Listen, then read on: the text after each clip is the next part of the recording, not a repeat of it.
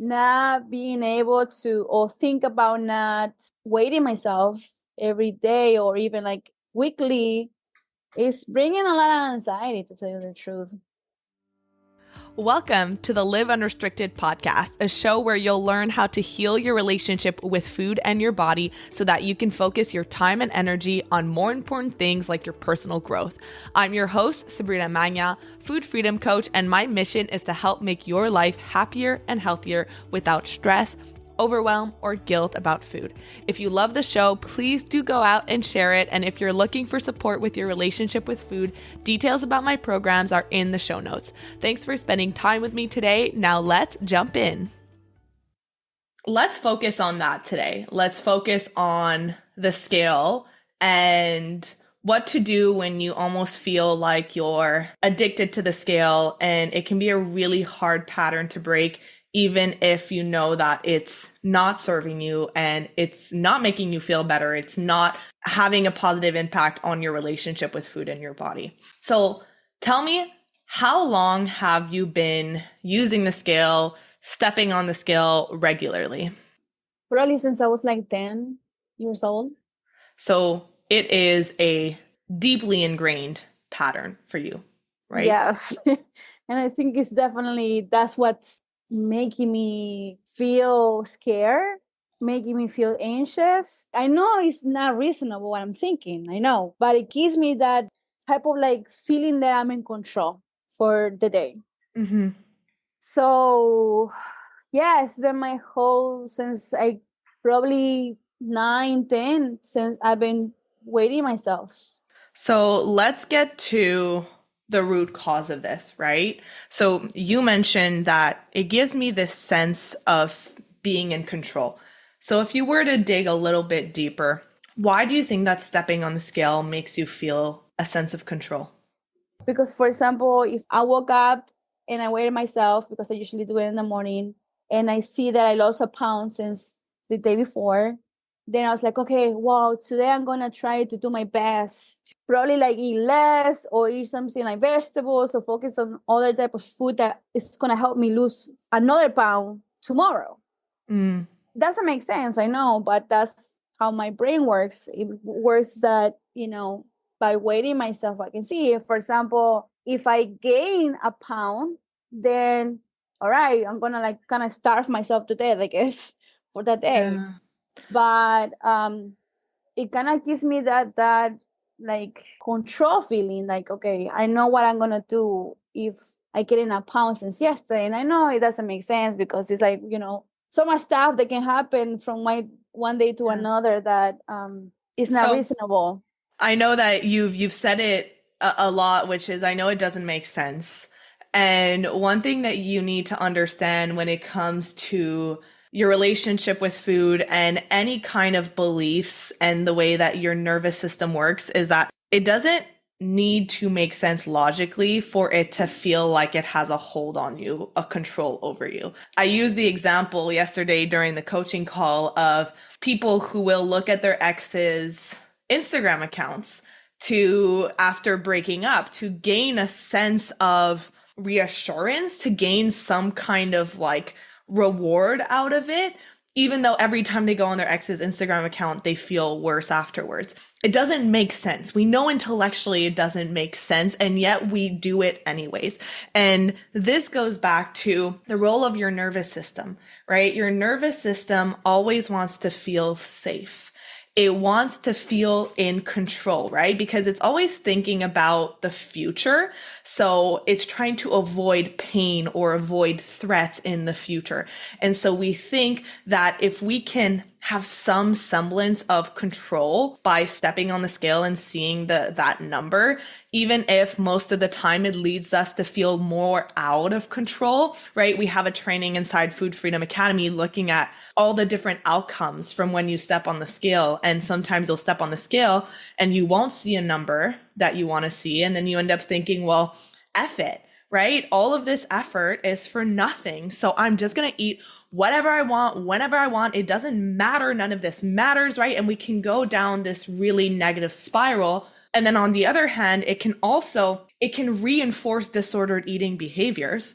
This was like the biggest thing for me is I used to step on the scale every morning and I had an eating disorder, right? I was under eating, I was severely restricting, but if I saw that I was either at the same weight or I was losing weight, then I saw it as a marker of success. You're doing well, keep going, even though what it does is it blinds us from what's important. And that's where we want to focus today is let's look at why it is important to break up with the scale and how it can impact you if you don't. Are you familiar with the concept of extrinsic versus intrinsic motivation? Not really, no. So extrinsic motivation is motivation that is outside of you. So this could be, I get motivated by a number on the scale, right? So if the scale is doing what I wanted to do, then I do a certain behavior. If it's not doing what I wanted to do, I do a different behavior. Another form of extrinsic motivation is people who feel like the second that they lose their accountability, the second that they lose their gym buddy, for example, right? I was doing so well. I was going to the gym every day. But then when they stopped going, I stopped going. And it's because your motivation was based off of something that is outside of you. Another example could be that, let's say you're trying to run a business and your only motivation to keep going is money, right? If I'm making money, then I'm doing well and I'm successful and I'm motivated. Well, the problem with that is that when your motivation, when your encouragement, when your sense of fulfillment or success is based off of something outside of you, as we talked about in yesterday's coaching session, those things are inconsistent. And those things you don't have control over. You can't wake up one day and decide, I'm going to be 150 pounds today. You can't just will yourself into a certain number. Yeah. What we do have control over is what's going on internally. And that's when we start talking about intrinsic motivation. So when we go from a lifetime of dieting where you're so used to focusing on something outside of you, the number on the scale, the size, what you look like, you lose sight of the reason why most people start dieting in the first place, which is I want to be healthy. I want to feel good. I want to be happy. I want to be confident. And so a big thing of intuitive eating is how can we reconnect to our bodies, right? Because your body is your best guide. Your body is your friend. Your body's on your side. And most people live their lives super disconnected from themselves, not just from their bodies, but from their soul, from their internal being. And so we don't know what we really want out of life, what our true desires are, what makes us happy, what makes us fulfilled, what our vision for the future is. And so you end up living this life that feels super disconnected, that feels like you wake up one day and you're like, is this is my life? This is not what I chose. I just fell into this. So that's why when you actually take a break from the scale, it now forces you to focus on something different. It forces you to focus on something that's internal. So when you were talking about, well, okay, if I see that I've lost the weight, then I think, okay, well, I'm going to eat more veggies. I'm going to exercise more so that I can continue to have that weight loss. Why, if we were to tap into that intrinsic piece, why do you want to eat more veggies? I don't know, because I feel like that's the healthy thing to eat. That's what people tell you, right? Oh, you need to eat more vegetables. Don't eat too much carb. Don't eat too much fat. Don't eat this. Don't eat that. And it's like, okay, the only thing you had to eat is kind of like broccoli and spinach. At the end of the day, it's like there's so much stuff going on outside in social media and everywhere you go, somebody's doing a new diet and they're pushing this diet on you, even though they're not telling you, oh, you should do it, but they're like talking about it. It's like, oh, maybe I see results on him or her. Maybe I should be doing this diet. And one of the diets that like kind of like I was like, oh, this is crazy. My brother-in-law was doing this like diet where he would not eat. He would only have one meal a day. I think it's fasting. Intermittent fasting, yeah. Yes. And yes, I mean, he lost a lot of weight. Obviously, he wasn't eating. But I'm like, and he's like talking to the family and telling like, oh, maybe you should do this, maybe you should do that. And I'm like, I can never. I had to eat. I had to have my meals because I'll start feeling sick if I don't. But like eating vegetables is one of the things that I was like, okay, there's there's no carbs, I guess, like pasta, Mm-hmm. and there's no fats. So I'm like, okay, I guess it's good. I should eat this.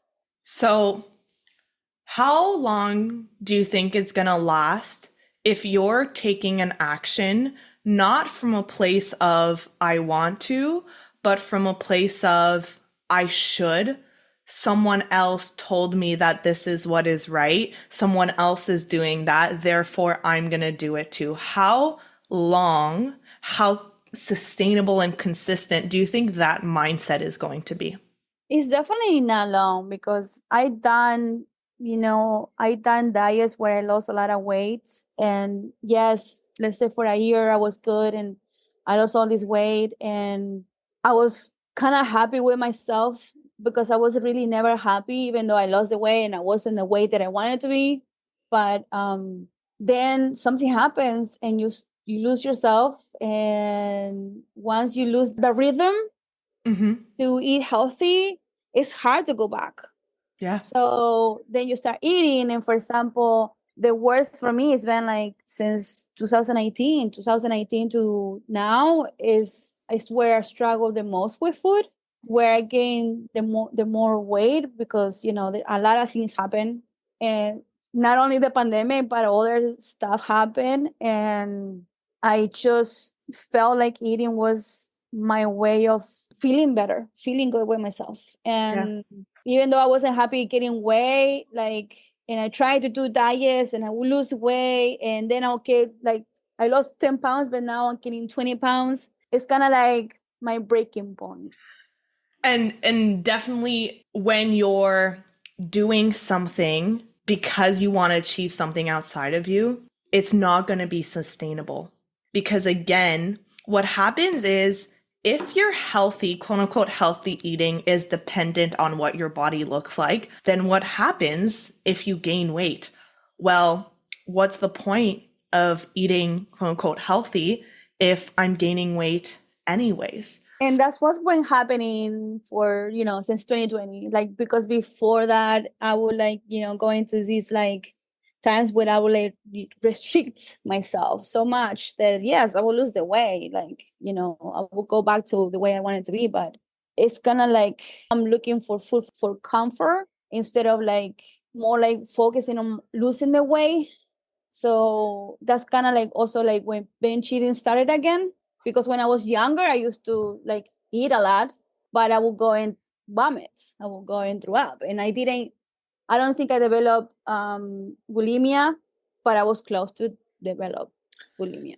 So I want to make sure that we're staying on topic, and I want to come back to Discover. what we were talking about before, which is this I'm eating in a certain way Yeah. because that's what other people are telling me to do and that's what other people are doing. And I want to make sure that there is one thing that is very clear to everyone, and it is that you could eat the exact same way as someone else. You could eat the exact same food on the exact same pattern. You could work out the exact same amount and you would look completely differently. And that's one thing that diet culture is really good at doing is making you believe that there is one way to do things and not recognizing that people's bodies, people's souls are built differently. They're Yeah. made for something different. And now I'm not saying don't try to eat more vegetables and don't try to eat more fruit and don't try to provide more nutrition for your body. That's not at all what I'm saying. But when it's coming from an external pressure of this is what I should be doing, then what happens is you no longer feel like it's your own decision. You no longer feel like it's your own desire. And I know that when I first started learning about coaching, the very first thing that I learned is that when you are helping someone create a change, it needs to come from them. What you'll notice inside the program is I'm never, ever telling someone this is what you should be doing. What I'm Mm-hmm. always doing is I'm reflecting back, all right, what are they telling me? What are they telling me about what would work for them? What feels good for them? And how can I help you implement that so that you create a positive change?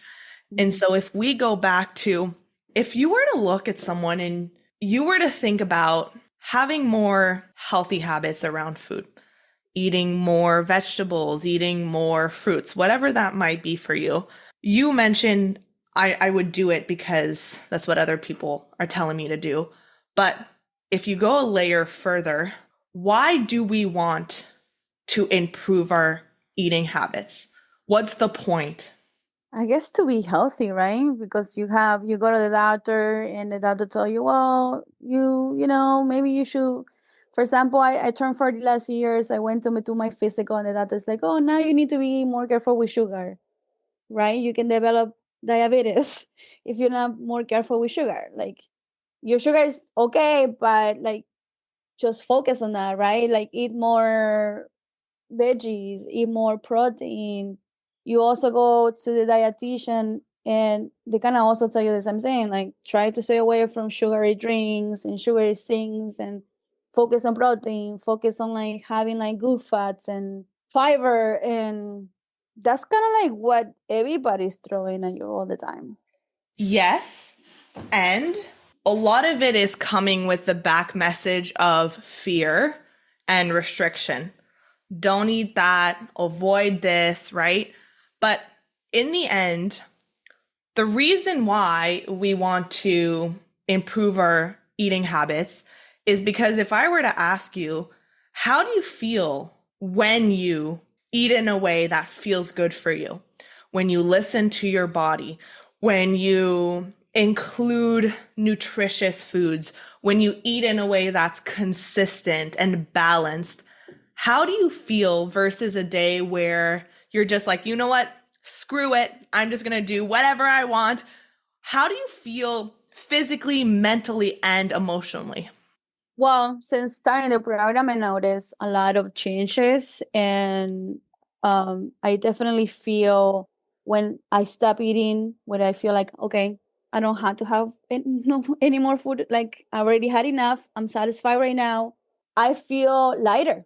I feel like I'm not heavy. I feel like my stomach is not like bloated. I feel that I'm happy.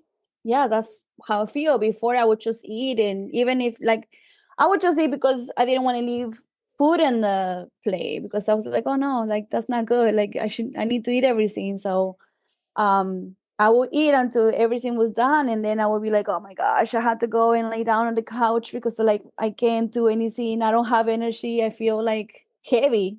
And now I feel lighter. And even I noticing I'm not losing weight. Like I don't think I'm losing weight, but I'm feeling thin. I'm feeling like less bloated. So, do you notice how, when you tune into how you feel physically, mentally, and emotionally, when you develop healthier habits and when you focus on listening to your body, you feel so much better? Mm-hmm. And so when you can shift the reason why you're doing something towards a new thing that is internal, that no scale, no app is going to be able to calculate, the only way for you to actually tune into it is to connect. It's to go inwards. And I know for me, like, I love my vegetables. I know that if I don't eat fruits and vegetables, if I'm just kind of eating out for every meal, I don't feel good. I don't Mm-hmm. feel good physically. I feel heavy. I feel bloated. That affects my mood. I feel lethargic. And at the end of the day, it wasn't a great day to feel like that all day. You have a hard time concentrating. Now, obviously, I'm Yes. talking about an extreme as if I like, completely overate and didn't listen to my body, but it can affect the way that you feel. And so the next day, I'm going to choose to eat a more balanced breakfast. I'm going to choose to have my fruits, have my vegetables, not because of a certain number on the scale, but because I know that I deserve to feel good. I know that I deserve to feel good physically, mentally, and emotionally. And the ripple effect of me prioritizing how I feel is huge because it affects how I show up for work, which affects how I show up for my clients, for my community. It affects how many new projects I can start tackling. It affects how I show up in my relationships, right? Like you are the center of your own universe. I know it can be hard when you're constantly putting other people ahead of you or you don't see yourself as important. But when you can have one focus, which is to feel as good as you possibly can, no scale is going to be able to determine that. And oftentimes, what we'll do is we get so obsessed with the number on the scale that we lose sight of that. And so we end up feeling like crap physically because we're under eating or we're restricting and then we're binge eating. And so we don't feel good physically. Mentally and emotionally, we're obsessed with food. We can't concentrate. We're tired all the time. So we lose sight of what actually is important. And that's one thing that you have to keep in mind. One of the key messages of diet culture is that it's your weight over everything, right? They sell you the idea that your weight is connected to your health. If you lose weight, you're automatically becoming healthier. But that's often not the case. Your health is multifaceted, and it's your physical health, your mental health, your emotional health. And we lose sight of that when we're on this endless pursuit of weight loss without regard for those things that are truly important. Make sense?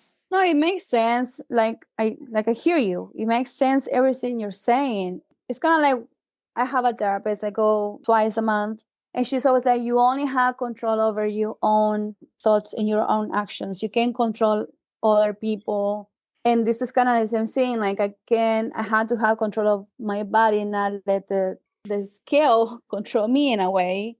Mm. But it's kind of like, and I don't know if because it's still pretty new and we talked about it yesterday. I don't know. It's just like I really having this anxiety over my weight and over the scale, and that's I think right now my big issue that I everything that you say makes sense, but like how can I get out of that? Like really get out of that mentality? It's like I was scared before starting the program, but now like not being able to weigh myself, like you said, like put it away for a month and see what happens. I'm willing to do that, but it's like scary. It's It really is. Yeah. And I will never pretend that actions when you're in, this state, this space of development and growth are always going to come without fear. Oftentimes when we want to grow, when we want to expand beyond our comfort zone, it's going to require a little bit of fear because it's something that you've never done before. And it's also going to push you to develop new skills. It's going to push you to develop new ways of thinking. Because if you think about it, your scale acts as a crutch because as long as you're doing that, you don't have to develop new skills of tapping into your body. You don't have to develop new skills of regulating your nervous system when you're in that state of, oh my God, I need to turn to it. I need that sense of control. That's your nervous system that needs self-soothing. That's when you learn strategies and skills like we teach inside the program to regulate your nervous system. You won't need to develop those skills if you're using the scale as a crutch. Same with your mindset. You won't need to develop new thoughts and new beliefs as long as you're using that scale as a crutch, because that is holding you in your old paradigm. It's holding you in the old version of you. And if you don't want to bring that pattern into that future version of you, if you don't want to be 60, 70 years old, stepping on the scale every morning and letting that number dictate how you eat that day and how you feel about yourself, it starts with taking an action that's going to feel a little bit uncomfortable And one thing that has really helped me reframe the discomfort that I feel every single day when I'm doing something that's new and when I'm doing something that's scary is I no longer see discomfort as something to be afraid of or something to avoid. I see it as a green light. Like, yes, if you're feeling uncomfortable, it means you're doing something you've never done before. And if you want to grow, if you want to become someone different, I'm sorry, but you're going to need to do something that you've never done before. If you want to stay the same, keep doing the same behaviors, thinking the same thoughts, and feeling the same emotions, and feeling comfortable doing it, but then you can't be frustrated about the fact that you're not changing. No, yes, I mean the way you just put it, like it makes a lot of sense, and it's making me think. I don't think I never let anything that scared me stop me from doing things. And I'm definitely willing to do. I'm all in this program, and we talked about it yesterday, and I'm gonna try to put it away. Now I'm gonna try. I'm gonna do it. I was gonna say, what is that word? Try? I've Yes, never heard no, it no, no. before. I'm gonna do it. But yes, like I woke up today and I was like, oh my gosh, like I'm anxious, and I had the urge to go. It's like, okay, today's I'm gonna do it one more time today, and that's it. Like I'm not gonna do it anymore. But I didn't do it. I just like put it away, and I was like, okay, but like the anxiety is there, and those feelings are there, and yeah, like all of those feelings are scary, and I don't know, like you said, I need to try it, and not hopefully, but I will feel better.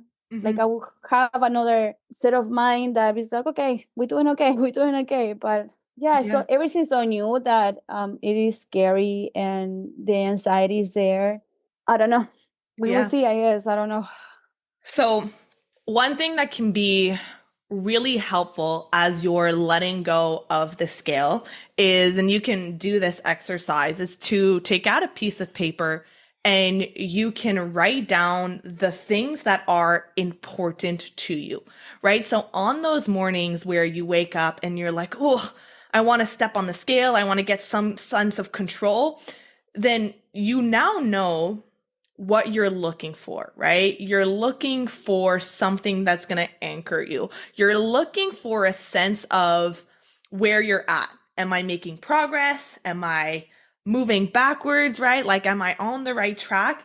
And so when you can write down, all right, what are some different ways of monitoring my success? And actually, we have a sheet in the program, in the online course, that's, I think it's like 20 something ways to monitor your progress beyond the scale. Hmm. Take a look at that. And so you can go to it and you can see, okay, I'm no longer allowing myself to be addicted to the scale. So let me tap into, okay, how did I feel going to bed last night? Ooh, I felt really good. I listened to my body. I was really mindful and intentional with my choices. Awesome. I'm really proud of that. And then you can go down that list and you can tap into those things that are going to force you to develop a new skill of connecting to new ways of defining success and progress as you are learning to have a healthy relationship with food and your body. No, that's a good start. Yeah. So do you know which sheet I'm referring to? I think it's in Uh, the scale module.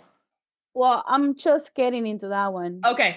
So Okay. I already started to listen to that one. So I haven't finished Mm. listening to the scale. Okay. So look at that, and then if you need, print it. Print it, and then you can keep looking at it whenever you're like, "Oh my God, I need some sense of grounding." Yeah. Go to that, and that's going to help you define a new way of seeing your success and your progress. Yes, I've been printing the other modules stuff. But yes, I just started with the scale, and that was something like it was kind of like yesterday that we talked about it, and I was like, oh, the scale, maybe like I really need to pay attention to this one because it is right now, and it will go away because I remember at the beginning of this program, I was also feeling scared. Yeah. like of other stuff. And like all those stuff went away now. But like, yes, I guess there's something new is gonna come up as you work through it. And the scale is one of those things that like is I've been doing this for I don't even know how long. So it's scary to just not do it anymore. The last thing that I want you to take away is if you're feeling like I'm scared to stop stepping on the scale, having that anxious feeling, the feeling of anxiety and the feeling of excitement has the same energetic signature in your body.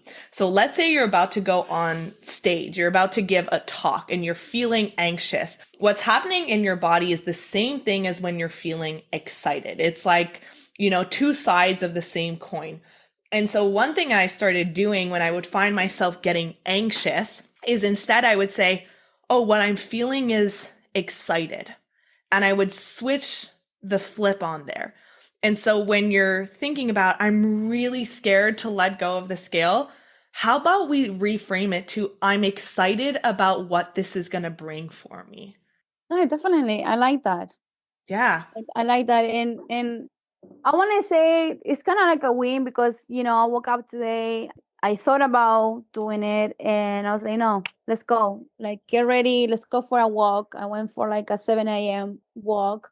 And I feel after I was anxious and like after the walk, like I was relaxed. Like I didn't let the anxiety ruin the day like other times where like Yeah. I would just be anxious all day. And like even yesterday that I weighted myself, and I didn't like the numbers that I saw. And other times I know that that would have ruined my day. And I will probably be like, oh, okay, enough. I'm just gonna eat whatever and just bench it. But I didn't do it. So like at least in that sense, I can see that there is progress. Absolutely. You're making so much progress, and it's just the beginning for you. So now you have something to focus on. You have the knowledge that it might be a little uncomfortable at first, and that's okay. As you learn to sit with that discomfort, it will go away as you develop those skills and that confidence. Thank you so much for being open, being willing. I'm glad that this was helpful, and I really appreciate you. And I'm sure that I'll be seeing you tomorrow on our coaching Yes. call? Yes. Amazing. You will. Awesome, Valeria. So have Thank a you. wonderful rest of your day. I'll talk to you tomorrow. All right. Thank you so much. Bye. Bye.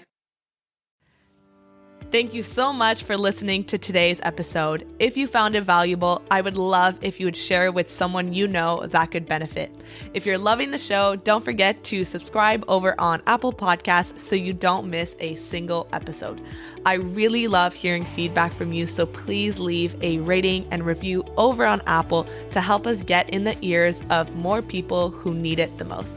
Finally, come hang out with me on Instagram at Sabrina Magna Health for more educational content and get up close and personal with me. Thank you so much for being here, and I'll see you on the next episode.